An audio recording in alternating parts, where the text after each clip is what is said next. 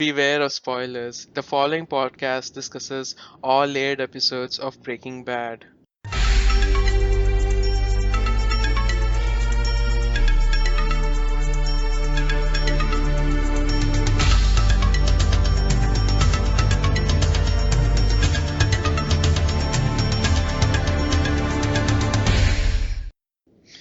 Welcome to Vassals of Kingsgrave. I'm Vikram. I go by as 42 on the forums. Joining me for this podcast are Zach, Hey everybody. Duncan, Hey, I'm Velcros on the forums. and Bina. I'm Bina, also unimaginatively Bina 007 on the forums.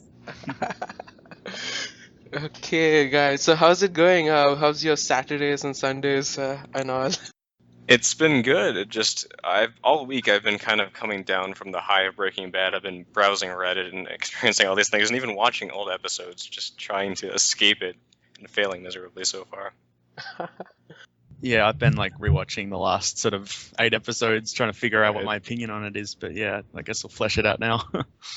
Yeah, so I guess to go off of that, I think that the first thing we should do, guys, is rate how you felt about both the finale and the final season. So let's do that. I'd start with you, Vic.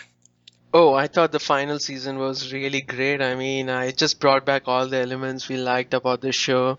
I mean, it's starting off with, Breaking Bad does this time thing a lot, right? I mean, they show us fast forward and then show us how it happens, like in season 2 with the airplanes crashing. Kind of showed us the wreckage and stuff, and we were like, "What's happened? Did they get caught or something?" And it kind of did the same thing at the start of 5th season too by giving us a fast forward. And in some ways, it actually spoiled the things, right? I mean, kind of showed us in the future Walt is on the run as a fugitive, and then it kind of showed us how it went. Yeah. I'm curious to hear how you guys feel about that and how it's sort of everything we kind of expected with Walt taking the M60 and saving Jesse and those things. Obviously, it didn't play out quite like people were anticipating, but still, I think that I'd like to hear how you guys think about it kind of being a little bit predictable in that way. But yeah, so how would you rate it out of, I don't know, what should we use for 5 somethings for Breaking Bad? Oh yeah, what's 5 barrels of money buried in the desert? Barrels of money. 5 barrels of How many barrels of money would you rate the finale and the final season? I would give it 5. I thought it was the best. It was really well done. I mean, it's so easy to screw up a finale, you know. I mean, I can think of Lost and everything. I mean, I guess the reason why I don't like Lost so much and other series' finale so much is they kind of pushed it all as a big reveal for the finale, but this guy in Breaking Bad didn't do much of that, right? I mean, everything was laid out, and so the last episode was like a dominoes, right? I mean, he was just knocking one thing out. We had a good goodbye with Skyler, good goodbye with his daughter, and then one last MacGyver thing with the machine gun and the garage door opener. So Yeah, I definitely agree. And I think that, as you say, finales for shows and books and novel series and all those things are so difficult. So obviously, since we are an offshoot of a podcast of Ice and Fire, and obviously one of the big points of discussion there is how George will end that series. I think that looking at Breaking Bad, this is kind of a good way to approach that sort of bittersweet thing where it wasn't totally depressing the way things played out, but at the same time, things didn't end happily for everybody. Obviously, everyone went away with their own baggage in some way. And I think that it's a great example of, like you say, not going too far, but still giving you just enough to keep you satisfied. So I would also rate the finale and the final season all 5 barrels of money. I loved it. I loved the whole way through. How about you guys, Duncan? You know? I don't know. I mean, when you say the final season, do you mean the last 8 episodes or the 16 episodes? Yeah, I think I take them as separate things personally, because I think arcs are very separate in the way they sort of play out. Obviously, excluding the cold open at the very beginning of season 1. But yeah, I would take. Because I think rewatching, I guess 5A you'd call it. Definitely 5 out of 5. I thought that was brilliant. Okay. But I think the second half, I don't know, maybe like 3.5 and 3.5 for the finale. I think there was some really great moments. But overall, as you said, it felt kind of conventional at the end there when he just basically, the sum total of this series is he gets a machine gun and just shoots all the Nazis. Like, that's his grand plan, I guess. I don't know. I guess I expected to be more surprised to see a bit more of that Heisenberg ingenuity. But yeah, there were some great moments. I think Ozymandias is more like the spiritual Yeah. sort of finale, and the last two episodes are more like tying up loose ends, as Bina mentioned on the forums.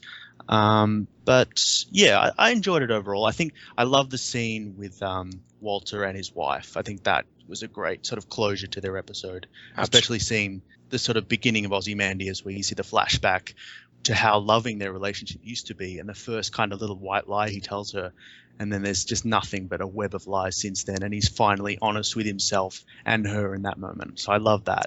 And there was a few other great scenes.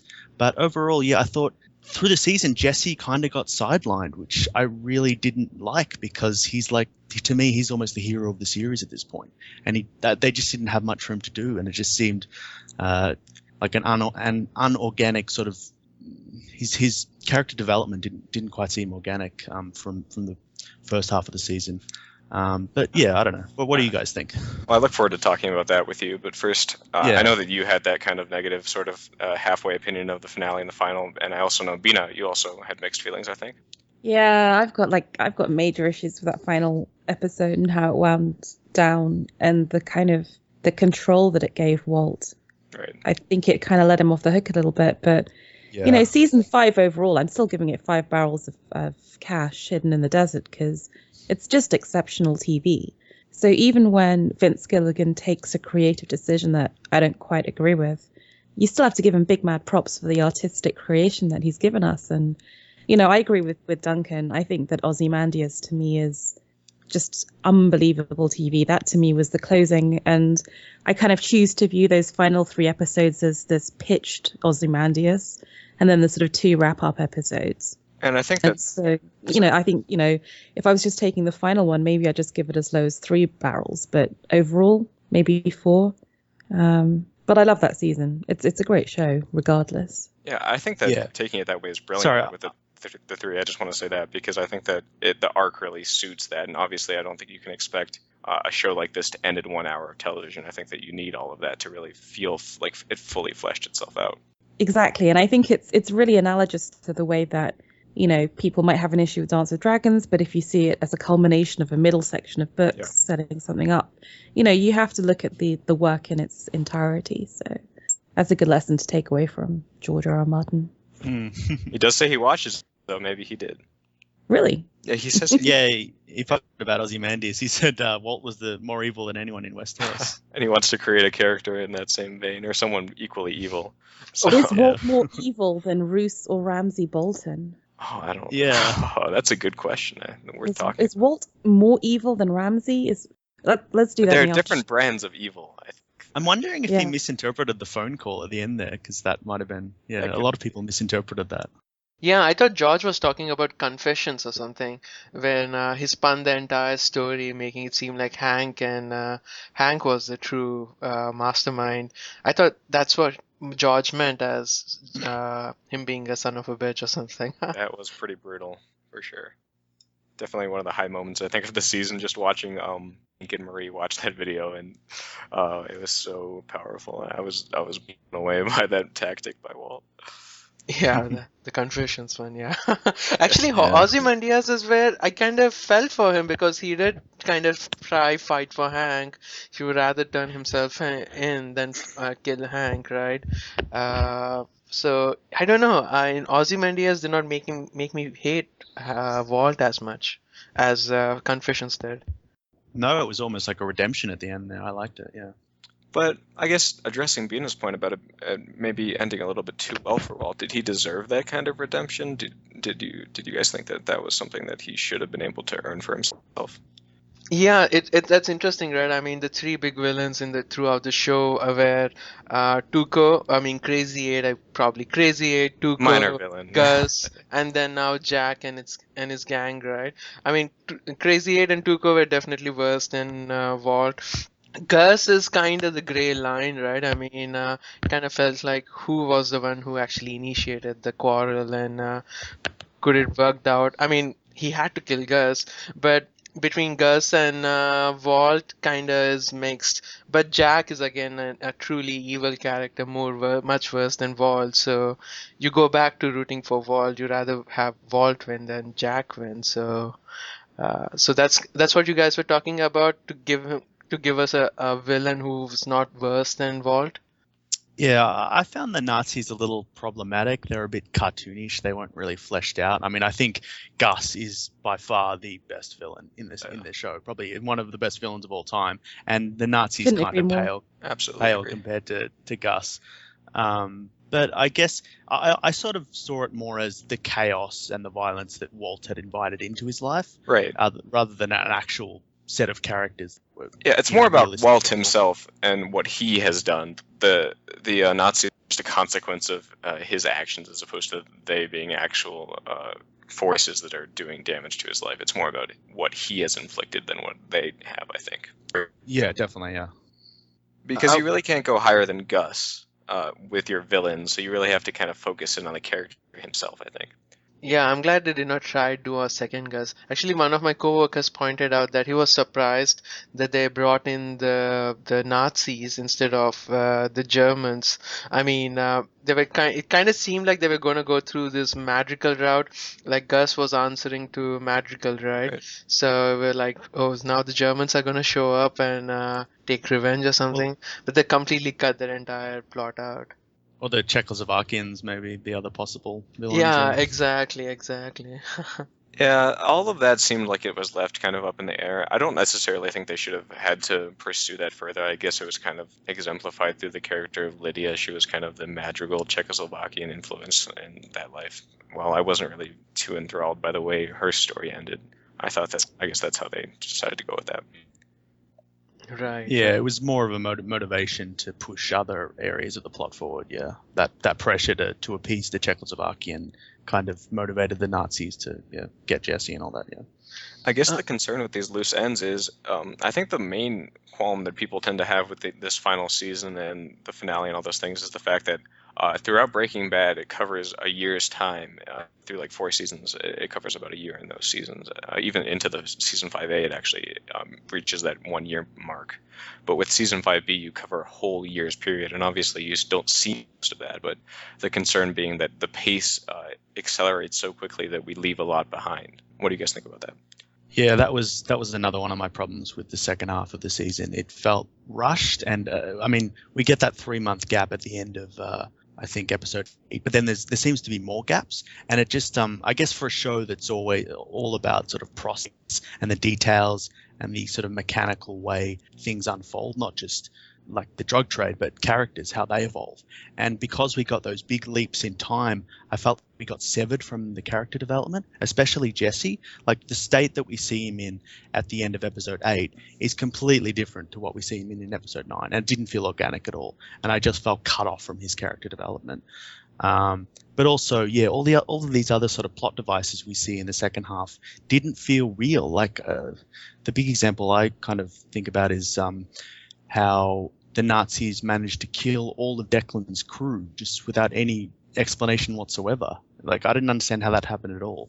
Or even at the end of episode 8 where they take out all the witnesses in prison. Like that, if this was Breaking Bad back in the heyday when it had lots of time to spare, we would actually go through that process and show them, how it was achieved. But it just felt like they didn't have enough episodes to go, and they just moved through all of these beats really quickly, and it felt a bit rushed and not going through the process that the show sort of labored under for so long. But yeah, that was kind of my problem with it.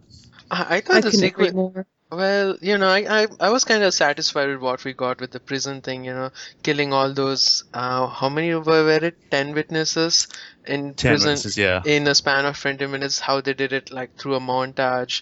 I mean, the thing is, when that happened, I did not feel worse towards Walt, Really? because, they were kind of strangers, except for the one guy who used to run the laundry, didn't know anybody else, and only until we start seeing Hank die, we start seeing others die, is kind of when I started feeling worse towards Walt.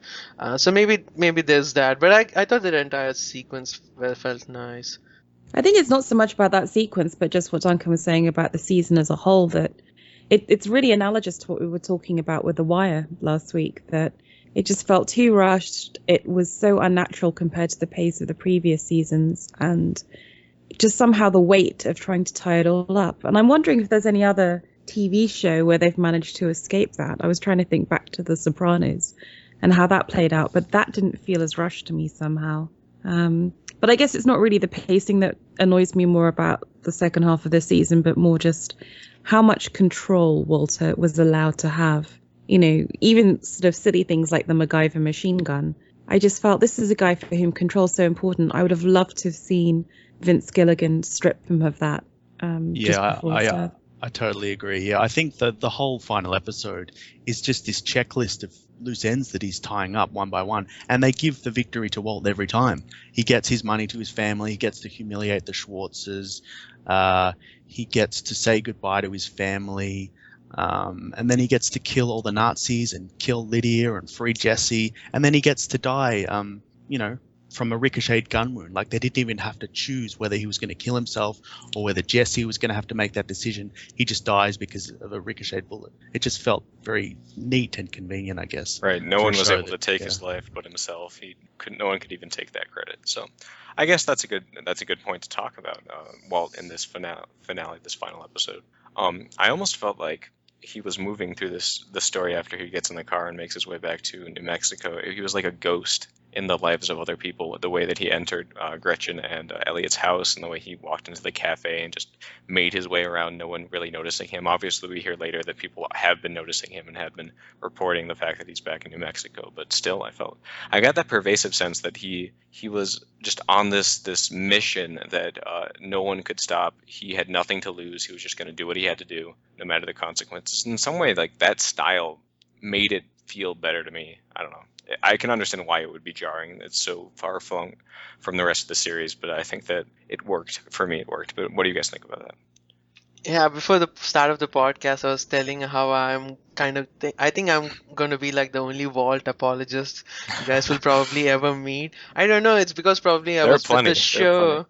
I've been probably with the show since the start of it, since it started airing on TV. So, Walt didn't really turn into this bad guy for me. I mean, there were some places when it was like that, but on the whole, I'm a big fan of Walt. The writers do a great job. It's always gray with him. It's never black and white.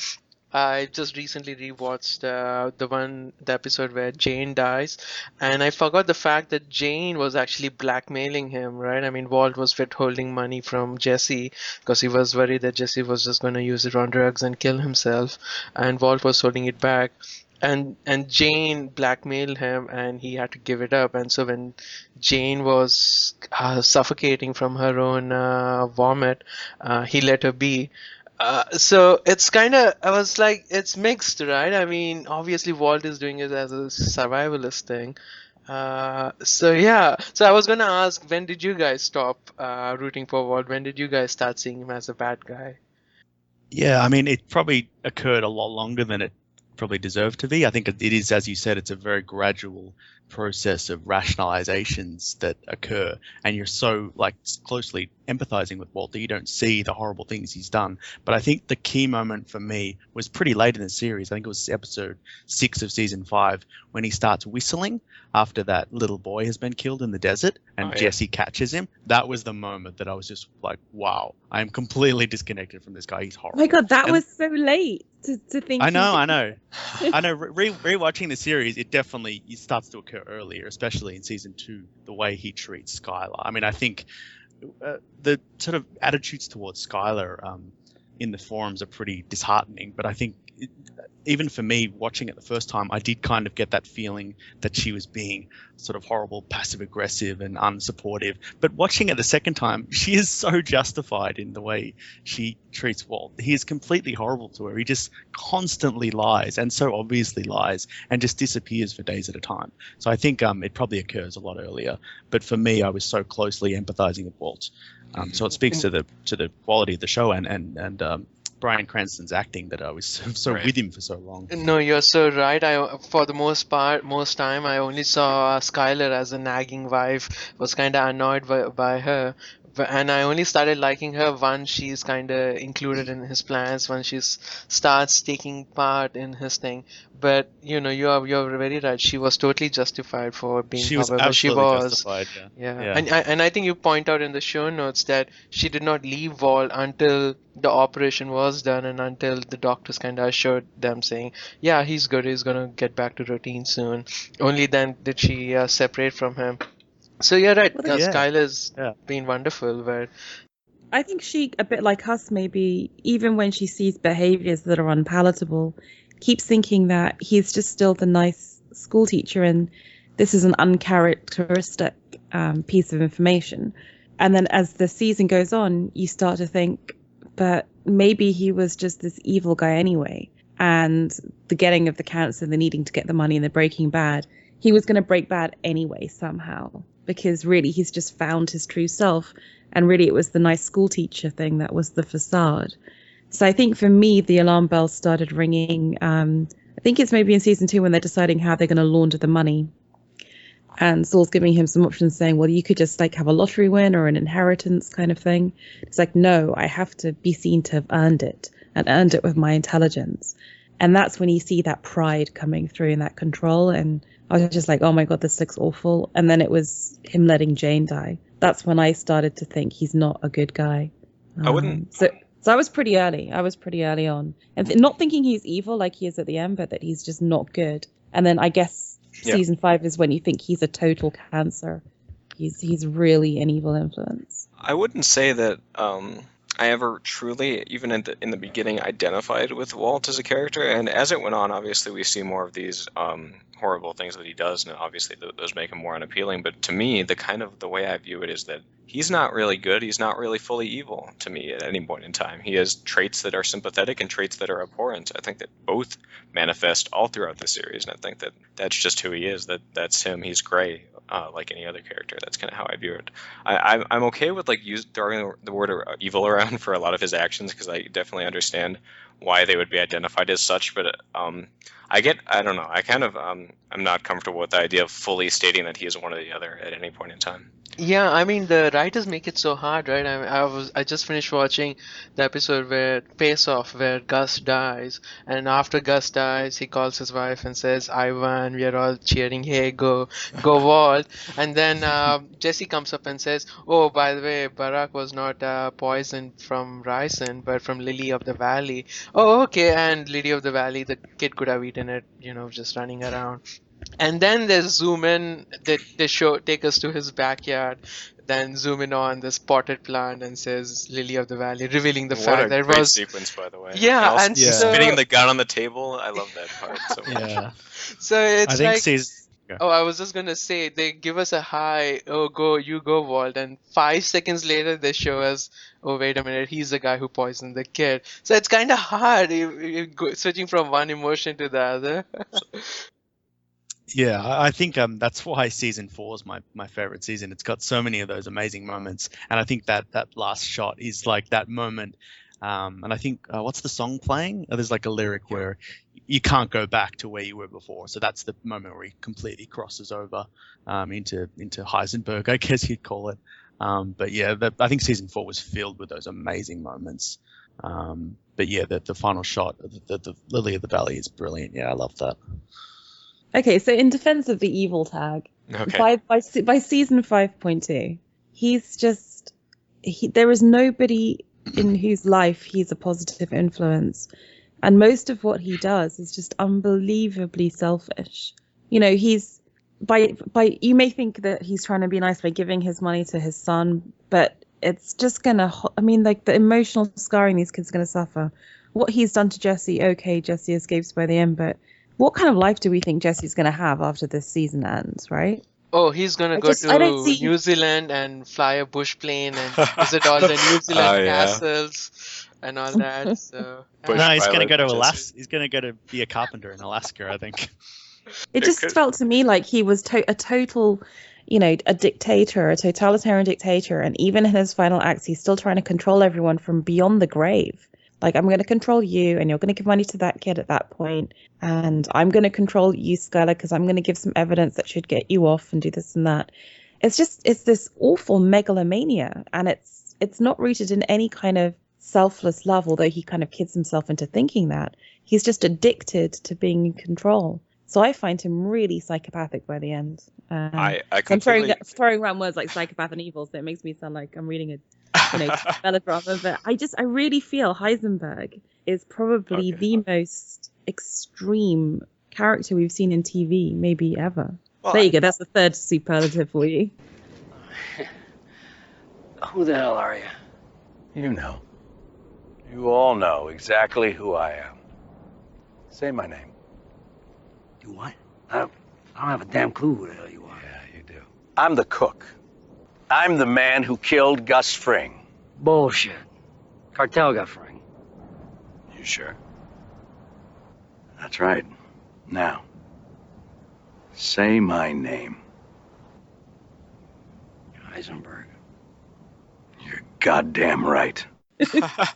Well, I honestly agree with you about the ideas about him being totally selfish and always being a cancer for the people around him. I just don't think that his own motivations necessarily line up with that all the time. Like moments when like he falls to the ground because Hank dies, he didn't want Hank to die. I think that's readily apparent. While he didn't want himself to be caught, it was obviously that selfish impulse doing what he can, and in doing so, it screwed over Hank. But I honestly don't think that at all points in time he felt himself being that way. I think that his actions definitely speak to him being entirely selfish. But I don't think that I know he obviously didn't think of himself as evil. But I don't think that his emotions were evil. I don't think he was cold-blooded or completely unconcerned with everyone else. That's how I feel. But people who are evil don't think of themselves as evil, do they? I mean, They think like they're good people. They think they have reasons for doing what they're doing. I mean, but to me, the Hank thing is really ambiguous, because is it that he has fondness for Hank and some residual love for Hank? Or is it that at that point, he still believes in some bizarre way that he might be reconciled with Skylar and the kids? And is it that he knows that the death of Hank will be a bridge across which he can't return? That's true, isn't it? I mean, the kids, his son, totally, that's the thing he always brings up. You killed Uncle Hank, or you let Uncle Hank die. I mean, I think it's much more maybe subconscious, but much more selfishly motivated, that concern for Hank. I think trying to say Hank absolutely showed his line that he wasn't willing to cross, because he did call off the Nazis. He was more willing to go to prison with Hank than to get Hank hurt. And he was willing to give his money up for Hank because he loved Hank. So I think it shows that he does. True, and he loves his money. Yeah, he does hold family above his money, which is interesting. But I almost think his evil kind of throttles off a bit from the first half of season 8. He starts to. I think at the end of season 8, we see him sort of become that Heisenberg figure that he's been working towards, and he's just sitting by the pool completely unsatisfied with it. I think it doesn't fulfill him in the way he thought it would, and he eventually just gives up because he wants his family back. So I think he does kind of become a bit less evil in the final 8 episodes, and ultimately Hank is the line he's not willing to cross. And I think the Walter White sort of part of his persona begins to take over a bit more in episode 7, and he almost gives up at the end. But it's only that last sort of spurt of narcissism and ego that the Schwarz's puncture that sort of brings Heisenberg back for one last battle. But again, just the fact that you could be so piqued by a comment on an interview on a TV show to sort of totally turn your life around and go back in. I mean, it's just monumental, scary, pathological narcissism. Do you guys think, though, that was what brought him back? The pride about them discounting his involvement in gray matter, or do you think it was hearing on the television that his meth was still being peddled on the streets? Yeah, I think it was a couple of things. It was as you said, it was the fact that the blue meth was still out there, and also that they dismissed his involvement. They offended his ego, and he wanted to prove them wrong, I guess, or take responsibility or something. I don't know. Yeah, basically they destroyed his legacy, right? I mean, whatever it is, Walt was one of the founders for gray matter technology, and now they dismiss it like, it's just a name, he didn't do anything. So it's like Walt has nothing left except Heisenberg now, and he's like, it was interesting. I mean, he stayed on the run just trying to get the money to his family somehow, and his last desperate effort was to get this 100K through his friend to Walt Jr. And when Walt Jr. refused it, what's the point of me running? So he was going to give it up. But I think it all kind of sparked a bit. I think, there's this ego came up again, and probably that's when they got the idea of through them getting the money to his family or something. I think the Grey Matter backstory is quite interesting because it does allude to this this part of him that wasn't sort of brought on by the cancer, this kind of egomaniac sense of overwhelming pride that was hurt back in the day. And we don't really get the full story. I mean, it's kind of not really explained why he left Gretchen, but obviously something occurred, and that sort of bitterness has carried over. I mean, he reveals in, I think, episode 6 of season 5 that he checks the stock markets for grey matter every week. So that bitterness has always been there, even before he got the cancer. So as Bina says, it's almost like Heisenberg has always been there, and Walter White is just this sort of self that he's cultivated, I guess. Hello. I've stunned you all. No, No, I completely agree. Just waiting to think what to add. I mean, yeah. I was just wondering what's next on the show notes as well. Oh, well, if you guys want to move on, I figured we'd just edit that pause out. I was waiting to see if anyone else had anything to say. No, leave it in. Okay. No, to move on, do you guys want to talk about Jesse and the way his story played out through this season? Yeah. Okay, let's do it. Yeah. Yo, 148, 3 to the 3 to the 6 to the 9, representing the ABQ. What up, biatch? Leave it at the tone. So, Jesse, I totally agree with you, Duncan. We don't get to see much of him throughout this whole season.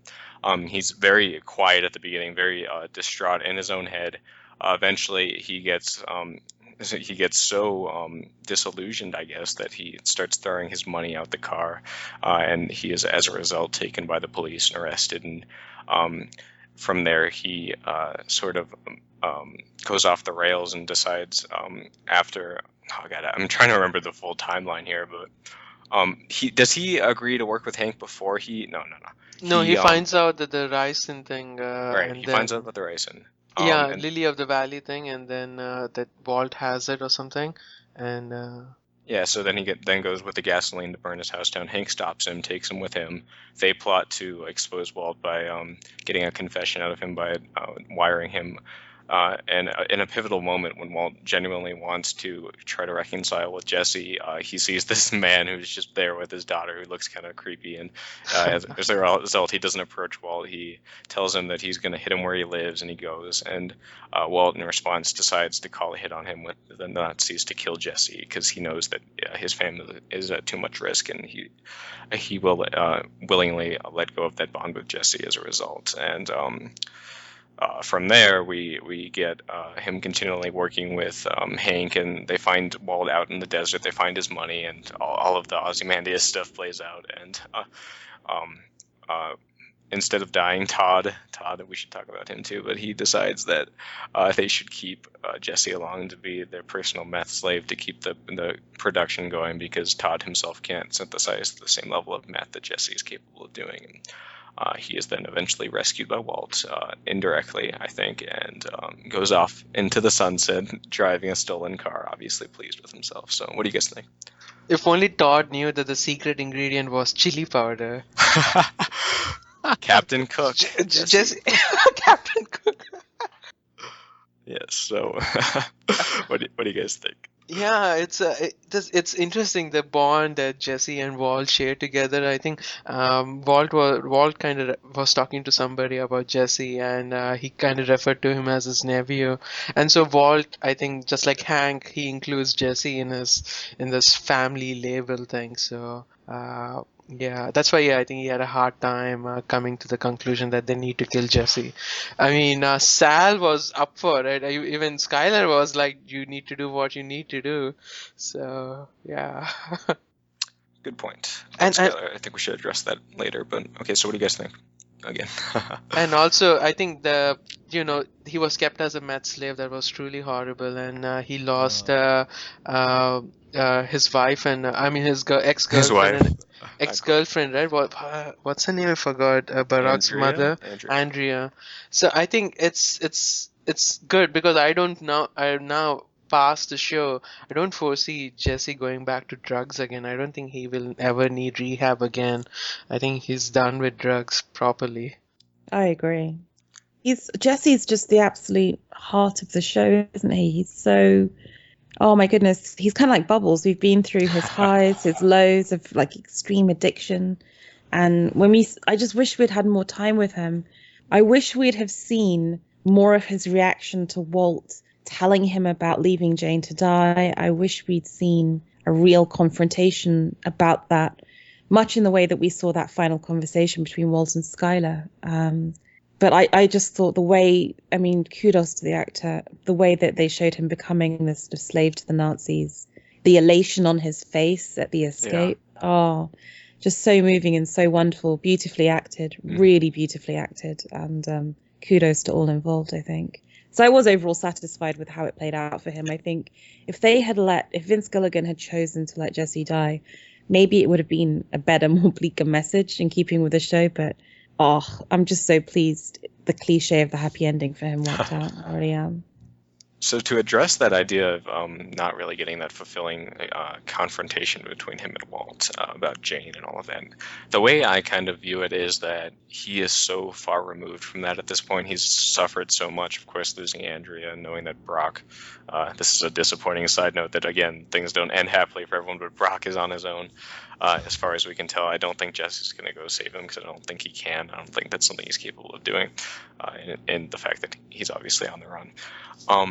And I don't know. I think that the fact that he's been through so much he was just ready to get out. He didn't even want to talk about that anymore. He wanted to just escape Walt, which I think he did brilliantly. I think the moment between them where he refused to do what Walt wanted by killing him with the gun was a brilliant moment of showing that Jesse was finally done falling back into the trap that Walt kept laying for him throughout the series. And I really loved that part as a kind of final send-off to his character, that he's his own man.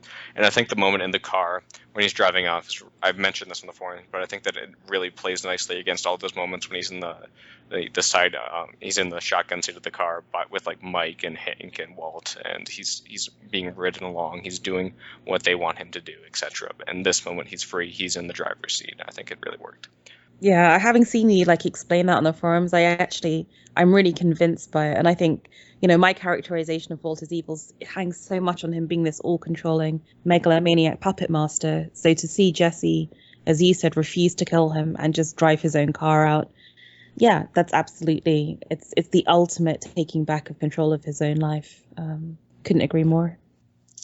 Yeah, I agree. It was a great ending for Jesse getting away and being so sort of overcome with ecstasy. But I did feel like he was I wasn't really satisfied with his role in this season. He just kind of began in this really self-pitying, depressed state that didn't seem organically manifested. I mean, unless he's like a clinically depressed individual, which I think there probably might be some evidence for. And then he goes into blind rage when he finds out about Brock. And then at the end, he's just tortured. I mean, poor Jesse. As much as Walt gets everything he wants in the end and dies, fulfilling every sort of goal he had for the final episode, Jesse is just treated horribly. I mean, I don't know. It just didn't seem like he got about as much screen time in the final episode. For the hero, essentially the moral center of the series, he got about as much screen time in the final episode as Badger and Skinny Pete. It just didn't seem like a satisfying conclusion for a character that we followed for, 5-6 seasons. So I don't think I was quite as happy with his role in the final season as you guys were. But I mean, there were some great scenes. I love that final. One of my favorite shots in the finale is that dream he has of making that wooden box, which is a callback to season 3. And it's both, him figuring out when he was happiest. So I kind of like to think that figuring out when he was most happiest was what he's going to do when he gets out. He'll go be a carpenter or whatever, because that's when he was truly happy. it's also kind of this sad him going to his happy place while he's in such a miserable state. So I really like that shot. But other than that, it just felt like he was more used as a plot device to drive other characters' motivations, like Hank and Walt, rather than a character in his own right, sort of growing and developing, as a main character that we followed for so long. It didn't feel like his role in the final season was, as much as it was in previous seasons. But yeah, that's my thoughts. I hate to be the bearer of bad news here, but do the cops know about Jesse's involvement? I want to get that clarified first. Yeah, Are they aware? I think so, but I think because the Nazis kept so much surveillance cameras around, the cops probably will find out that Jesse was Right, kept so there. Jesse is still a fugitive. He has no money, no way of really getting out of this situation. I think that would be fully fulfilling. So, while I fully agree with everyone that last moment was brilliant, and I definitely agree with that. I think that he doesn't really have a happy road ahead of him as much as we want it to be like that. Well, I was listening to this podcast called Breaking Bad Insiders, and it's actually put together by Kelly Dixon, one of the editors of the show. Vince Gilligan is on every podcast, and they discuss that, they foresee that Jesse's out of trouble, that he's going to make a clean escape. They actually wanted to put the shot in of him getting out of this bus and it's saying, "Welcome to Alaska" or something, but they just thought, it was too cliche or something, and left it out. Okay, I mean, yeah, I think that you mentioned that, and I think Vince Gilligan, a lot of people like to talk about Breaking Bad like it's incredibly realistic and grounded, and I kind of disagree with that notion, because I think that a lot of the time Vince Gilligan shows his hand of God influence in the series, and I think that shows up a lot with Walt. Like you guys say, everything kind of goes right for him. I think that it shows up a lot, but I don't think that's a bad thing. I think that is very intentional. I like the fact that they're willing to do that they're very open and aware about that it's kind of a self-aware thing in the story, like when Walt's begging to get home and the keys fall out of the top of the car, things like that. I think are like Vince saying, "I'll get you there, you do the rest," kind of thing. I think that his influence as like the god in the story is very palpable with some of the more serendipitous events that occur. But I like that. I think it works. Absolutely, he's the non-controlling Walter megalomaniac creator. I don't think it's realist. It's not realism at all. It's very heightened and very. It's almost like an auteur film. It's so contrived. The whole business with WW and everything about it is very particular. I mean, it starts off dealing in very real themes, like the squeezed middle class incomes and the cost of healthcare and the cost of education and the hopelessness of some of that. But pretty soon, I mean, Walter / Ozymandias, people like Gus, these are very larger than life characters. There's nothing realistic about the MacGyver machine gun episode against the Nazis. I mean, none of that is real, right? I mean, there are no drug dealers in life who are killing people with ricin. This is not The Wire. Let's be real. This is like some heightened, artistically pure fantasy. But I like it that it is not realistic, I mean, I like Yeah, it. me too. I Kind of love it. escapist. If it was like dark and cringy like The Wire was, I mean, Wire is good. Wire is the most realistic we probably get to that world or something. But if Breaking Bad was so dark and cringy and things like that, it would have been awful. Yeah. So The Wire, it's its own beautiful, crazy thing, but it's not realistic. That ain't. Yeah, well, it definitely does have those pulpy elements. But I think, it's often gets. I think Gilligan often compares it to Scarface, but it's almost like Scarface, but sort of each act is kind of broken down to a more realistic state. You see these big, grand action sequences or the meth cooking, but they're sort of broken down into a bit more of the process. So it does add a little bit of this realistic texture. But you're right, it is very larger than life and fantastical at times. But I think the sort of character study is the bit that I think distinguishes it from, stuff like Scarface. I think it does go into a lot more detail and a lot more depth in its characters. So I think that's why I really responded to. I agree with you. I think the characters are really where it makes that kind of more realistic approach to how they develop. I think that the plot itself is the bigger offender in terms of that. But again, I love it, so I think it works perfectly. I think that dichotomy makes a lot of sense. So, I guess that covers a lot of what I was interested in talking about. Is there anything you guys want to throw in? Do we want to talk about Skylar, anything like that, or any of the other major characters and how they resolved? Yeah, man, I want I- to talk about All Skylar. right, let's do it. She's a chick. She's Yeah. a chick, I'm a chick. Let's talk about All right, Skylar. let's do it. Mainly just because she gets such a bad rap from the fandom, and she's a good woman in a tough situation, and all she wants is to care for her kid. Mhm. And I think what's really fascinating is that she makes some quite self-involved, loving the money Carmela Soprano decisions, particularly in seasons sort of 3, 4. But by the end of the season, what I love is that she is really scared of Walter. Do you know what would happen if I suddenly decided to stop going into work? A business big enough that it could be listed on the NASDAQ goes belly up. Disappears. It ceases to exist without me. No, you clearly don't know who you're talking to, so let me clue you in. I am not in danger, Skylar. I am the danger. A guy opens his door and gets shot, and you think that of me? No. I am the one who knocks. But I think she knows that he loves her and the kids and is going to try and protect them. But I love the point where even she gets to the point where she would say, to protect her children, if you need to order that hit on Jesse, then do it. So even her character gets taken to a very dark place. Right. I find her so sympathetic. She, to me, is what you, Zach, were saying about Walter, that it's never evil or good. It's always a very interesting patchwork that kind of swings one way to the other, episode to episode. I agree completely with that. I also want to first say congratulations to Anna Gunn for winning Best Actress for 5A. I thought it was man. Yeah, awesome.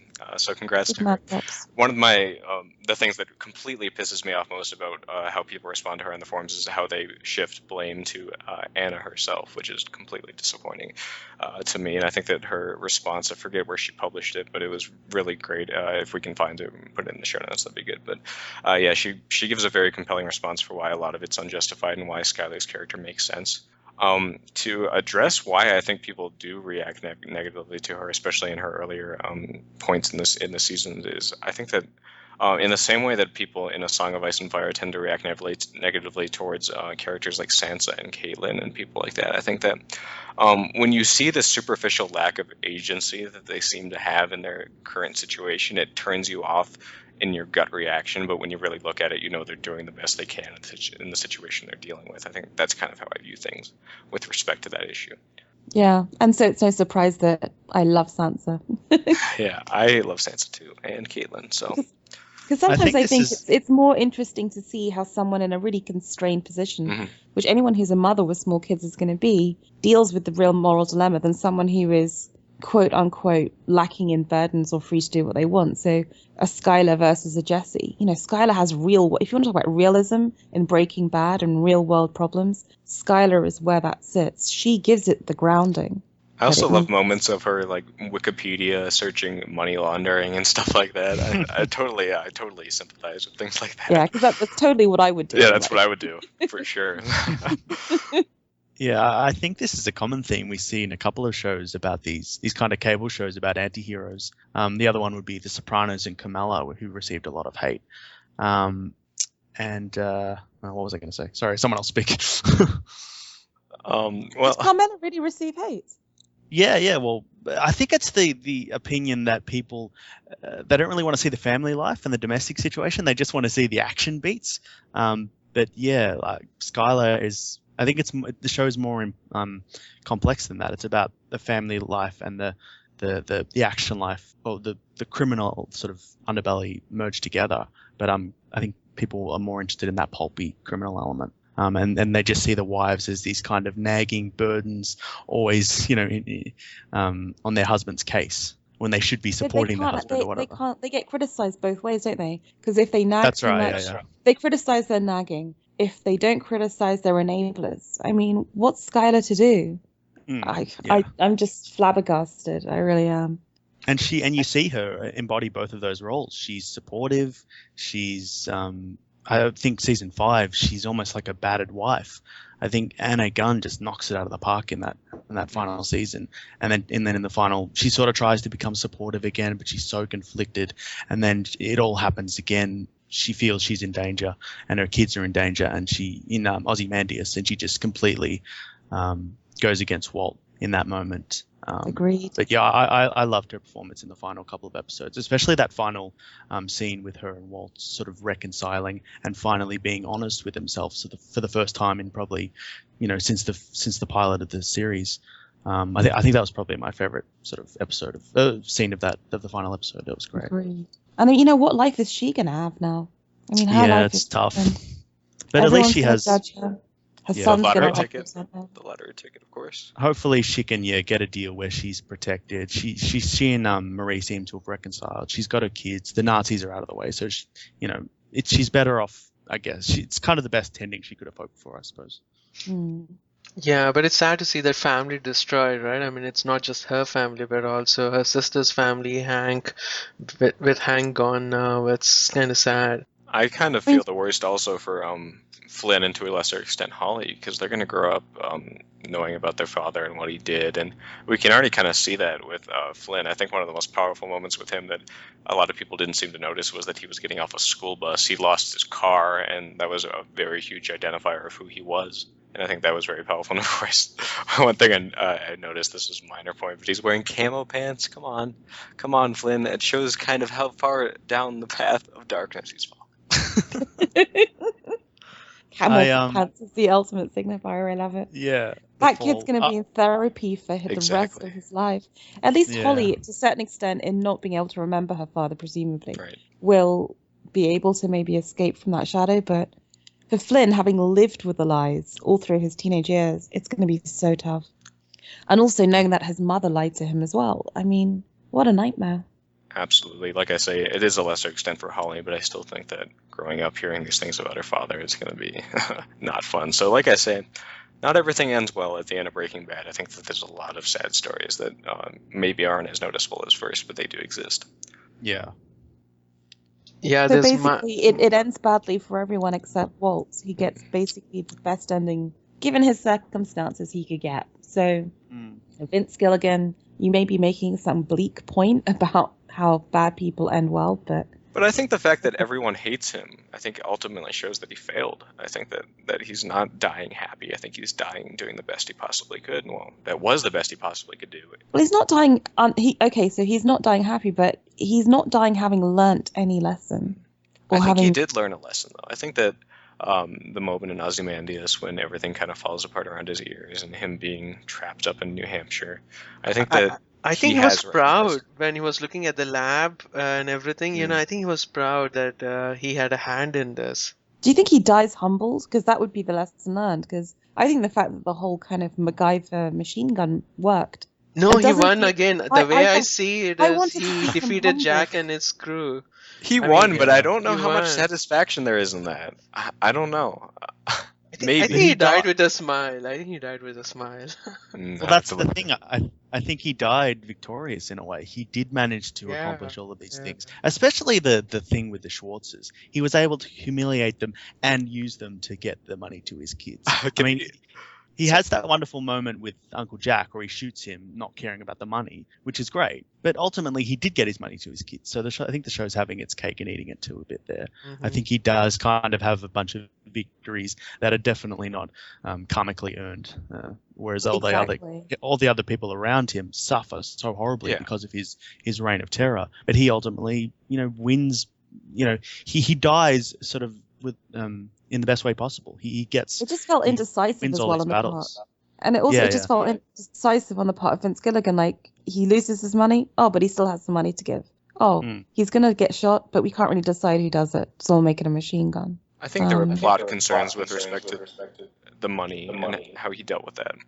I think because he needed it to get to New Hampshire and for that whole story to play out. But that's a good point. I think that he lost and won. I think that there was a mix of both, though. I think that he didn't die doing what he intended. He didn't die just leaving his family money and them loving him and respecting his influence. I think that while in some ways he did achieve what he did, I think that there was a great deal that he lost in the process. I think that while obviously everyone else suffered more than him, I think he had his own share of suffering, and I think he genuinely didn't want to inflict that kind of suffering on his family that he ended up doing. I mean, it's funny that the thing has come full circle. I mean, I've watching the first season again where the Schwartz offered to pay for Walt's treatment and Walt refuses, saying that that it's charity, right?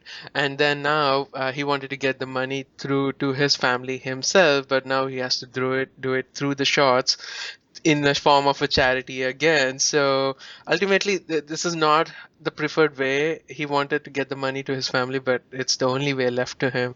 So in a way, yeah, he might have learned a lesson. That's true. Yeah, that's a good point. Oh, I know who came out ahead. Sal Goodman. He came out ahead. He's gonna now manage Cinnabon in Nebraska. I'm sad that's not the spin-off. Obviously, Better Call Saul. Oh, I wish it was. I wish it was just him managing a Cinnabon. Yeah, I'd love that. I think that'd be hilarious. Would you guys think he's gonna change his name back to McGill? Maybe. Who knows? My real name's McGill. Yeah, the Jew thing I just do for the homeboys. They all want a pipe-hitting member of the tribe, so to speak. What exactly are you offering to do for me? What did Tom Hagen do for Vito Corleone? No. Vito Corleone? No shit. Right now, you're Fredo. If you're committed enough, you can make any story work. I once convinced a woman that I was Kevin Costner, and it worked because I believed it. Let's just say I know a guy who knows a guy who knows another guy. How would he, of all people, buy a laser tag business? It doesn't add up. It adds up perfectly. Walt's a scientist. Scientists love lasers. So if you want to make more money and keep the money that you make, better call Saul. Also, I want to say, with respect to the whole Gretchen and Elliot thing, I'm glad we saw Badger and Skinny Pete one last time. I thought that their little bit was really nice, and the moment where Skinny Pete's like, he's like, it kind of felt shaky morality-wise, and then he gives him the money. He's like, all right, we're cool now. I think kind of exemplifies a lot of the series, and that was good. And I kind of wish the spinoff was Badger's Star Trek episode, not. It kind of seemed like Jesse had previous dealings with Sal Goodman, so we'll probably see that in the prequels, maybe guest roles or something like that. Maybe. Oh, maybe we could see Mike again. Oh yeah. I saw something about that. I think the issue there is that he didn't start working with Mike until he met Walt. So that could be a problem, but I don't know. I think Mike was a freelancer before he was hired by Gus, so there could be some. Yeah, I thought Mike was the guy who introduced. Through Sal, of course. Sal through Mike introduced Gus.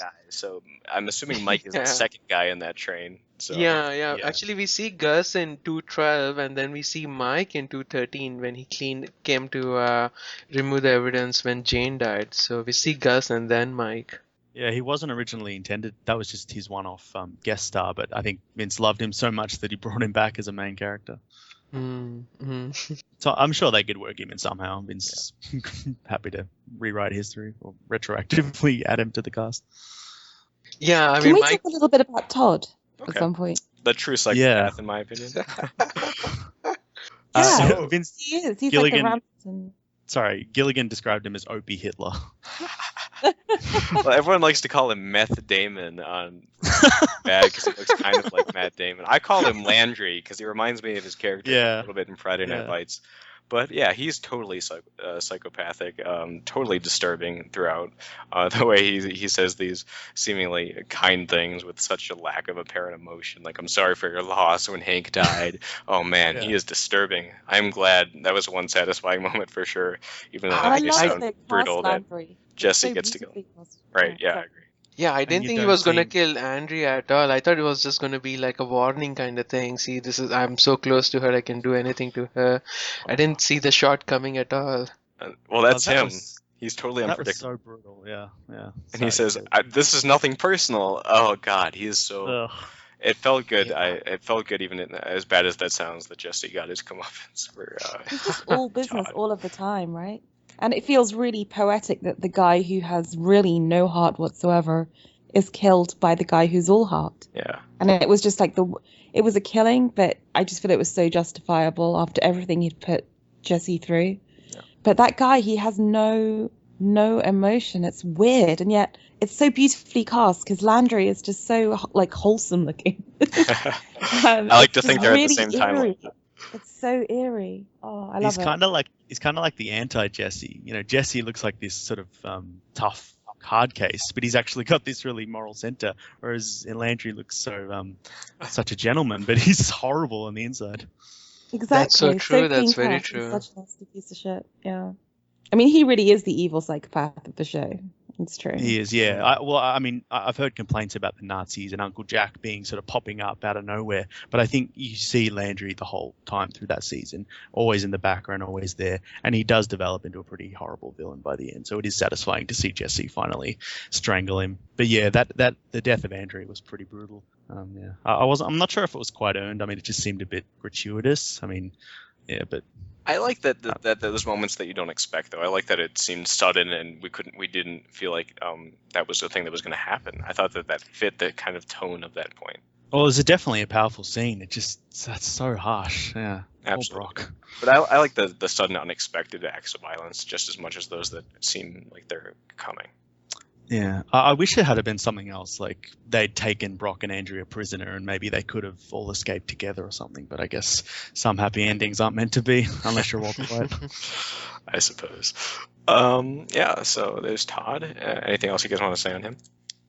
Guess not. I just think maybe after Gus, he's the best of the villains. I think so too. I think he was a lot more interesting than, well, not interesting, but more effective than Jack. Though Jack had his own kind of story. Yeah, he had a presence. Yeah.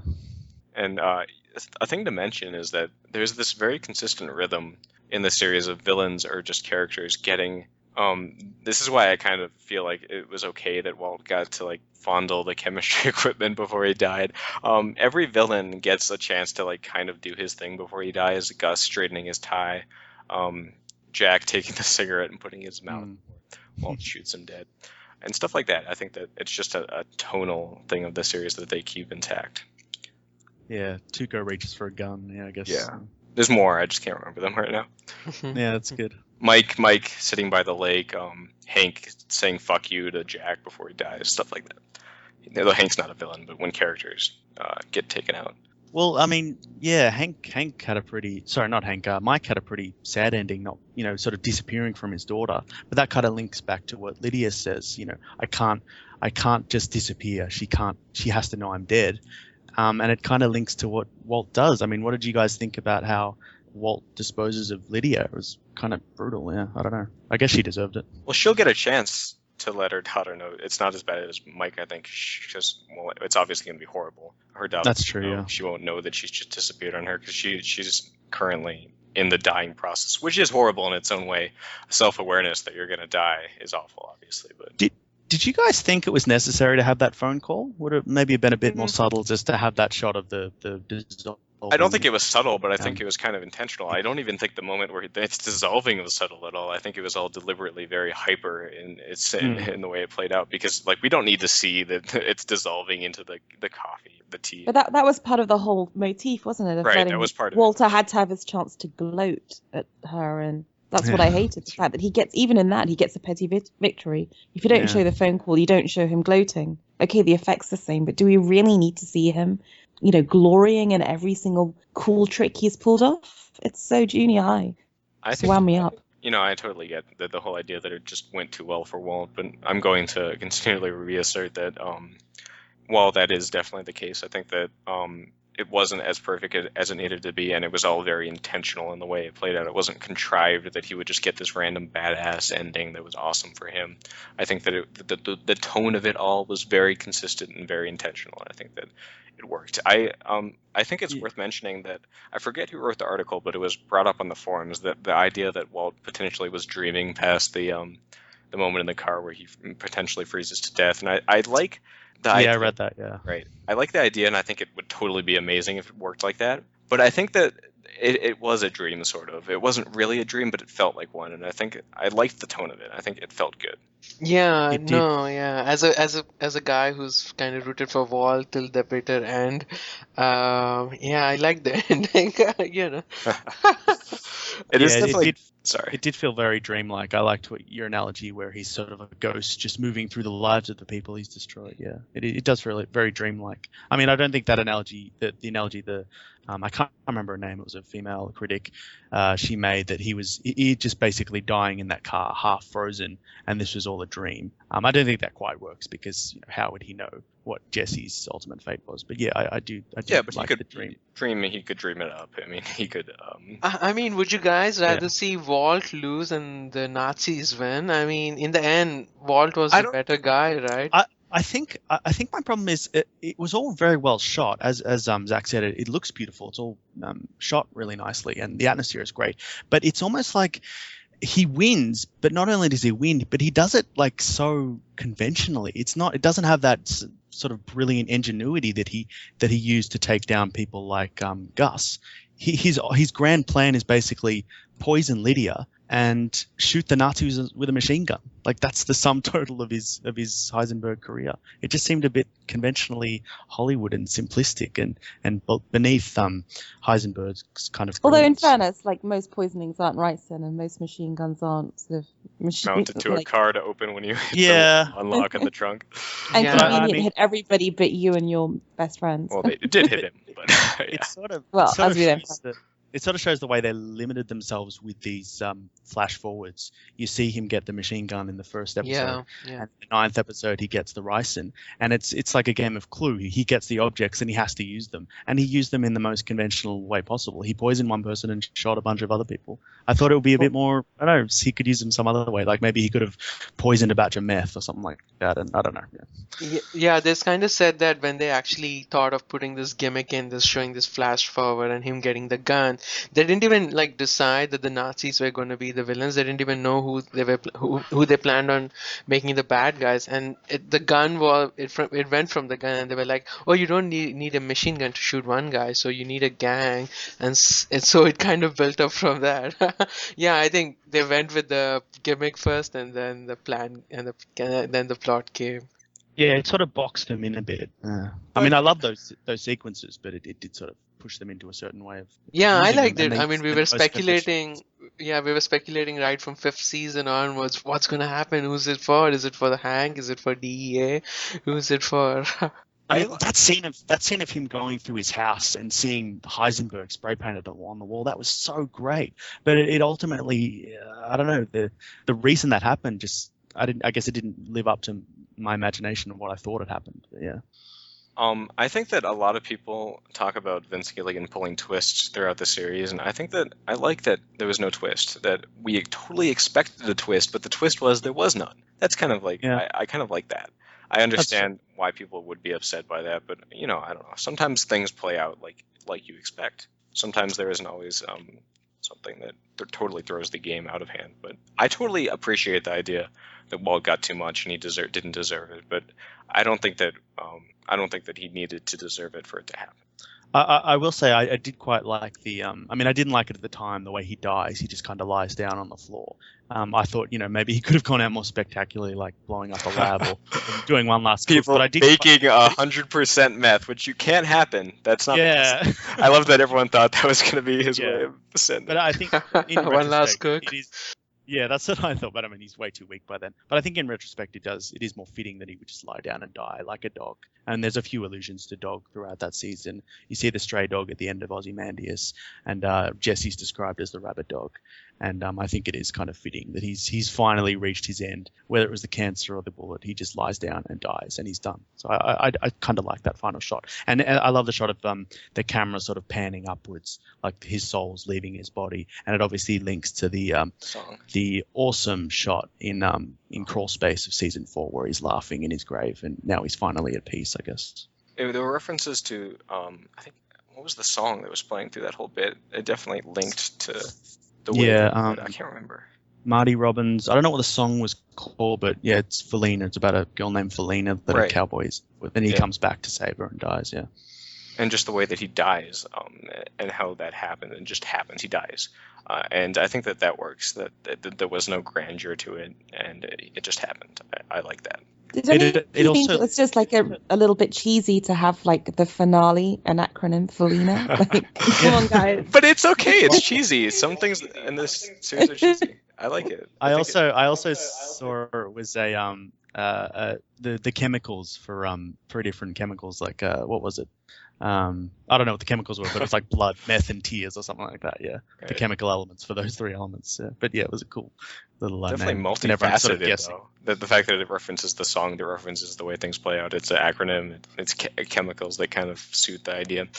Yeah. Well, I mean, I think that's more fans just kind of picking out Well, yeah, things from obviously. it. Which, yeah. but it works. Even though it is a bit cheesy, it works, I think. And I think a lot of the titles kind of are like that. They're kind of blatant, but they're good. They're funny and they're nice, I think. So yeah, I don't think there's really a lot more that I can think of to add. I think we covered most of the main bases. Is there anything else that you guys want to mention before we wrap this up? I'd just like to give a massive shout out to Michael Slovis, who does the cinematography of season 2 onwards, who I think has just contributed so much to the design and the look of this show, and some of the shots in the final scene, but particularly Ozymandias, the camera placement, how it's shot. It's amazing. And just to actually give a shout out to another podcast, which is The American Cinematographer, which is part of the ASC, has this amazing 2-part, really long interview with him. So if anyone wants like technical information about how he pulled it off, we can put a link in the show notes, because it really is. I think it's the most beautifully photographed show on TV. Mad Men gets a lot of props, but this really is stunning. And it's all done in camera. There's very little, like, the classic Breaking Bad shot being sort of 2/3 sky, 1/3 at the bottom desert with like a sort of an RV in the middle. Color, that beautiful saturated Albuquerque color is done in shot, in camera. He doesn't do it in digital, and wow, Yeah, I just think they amazing. still shoot in film, I think. This is one of the few shots.